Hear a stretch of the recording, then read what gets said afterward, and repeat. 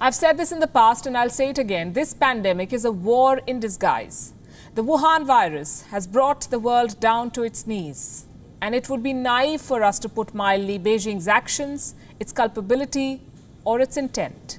China wants to use this pandemic to rule the world, and you don't have to look very far for proof. Start with the neighborhood. Look at what's happening in Asia. From the South China Sea to the Himalayas and Ladakh.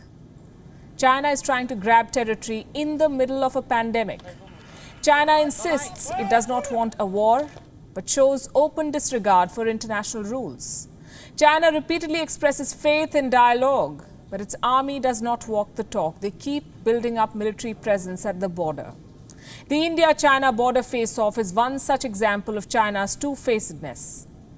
The PLA's intrusion in Ladakh is no work of fiction, and the border tussle is no ordinary standoff. This is a cover story tonight. China's troops have not moved back despite their ambassador's talk of dance and dialogue. Let me start by sharing some important developments from India. The Defence Minister of India held a crucial meeting with the Chief of Defence Staff earlier today. Rajnath Singh met CDS General Bipin Rawat. There was a security review meeting. The three service chiefs were also present. The focus, of course, was the India-China border standoff. There has been some movement at the line of actual control. The PLA has been carrying out large-scale military maneuvers. This is despite the two sides holding marathon talks for the last 3 days. 3 days, and there seems to be little sign of a pullback from China's side. Why is that? Have the talks failed to yield a breakthrough? What is proving to be a roadblock? Let me give you a lowdown on what happened.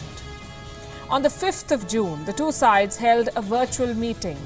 There was a video conference between India and China. East Asia Joint Secretary Naveen Srivastava from India and Wu Jianghao, Director General of Asian Affairs at the Chinese Foreign Ministry. They agreed to handle differences through peaceful discussion, keeping in mind each other's sensitivities, concerns and aspirations. Nice words. These are promises which the Chinese, especially the state media, are definitely not keeping. The Global Times says that Indian nationalists are desperately trying to smear and defame China. It says India's strategic and policy-making circles are in the hands of a small group who, quote-unquote, hold negative views towards China. And that the ongoing standoff could continue before concrete resolutions are made, whatever that means. This rhetoric has been on despite high-level military talks between the two sides. A meeting between the representatives of the Indian Army and the PLA was held in the Chushul Moldo region. This was on the 6th of June, Saturday. According to the Ministry of External Affairs in India, it took place in a quote-unquote cordial and positive atmosphere. Both sides agreed to peacefully resolve the situation as per bilateral agreements.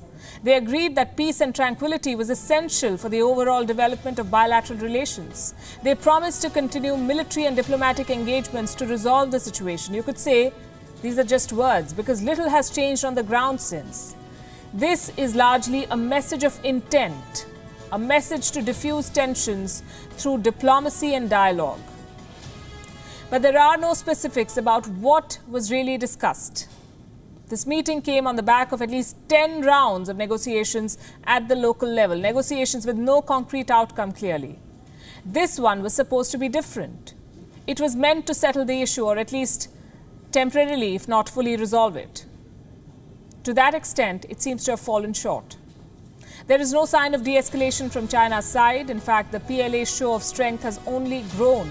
The Chinese army carried out large-scale maneuvers featuring thousands of paratroopers in the northwest region.